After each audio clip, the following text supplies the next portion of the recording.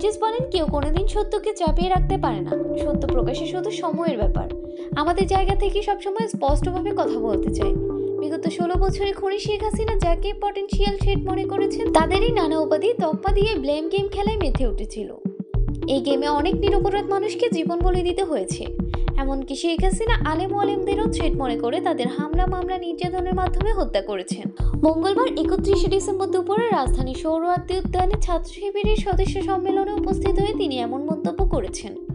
বৈষম্য বিরোধী ছাত্র আন্দোলনের অন্যতম এই সংগঠক আরো বলেন, বাংলাদেশ ইসলামী ছাত্র শিবির সহ এমন অনেক ব্যক্তি ও সংগঠন ছিল যাদের খুনি শেখ হাসিনা স্বাধীন বাংলাদেশে বেঁচে থাকাটাই দুঃসাধ্য করে দিয়েছিল।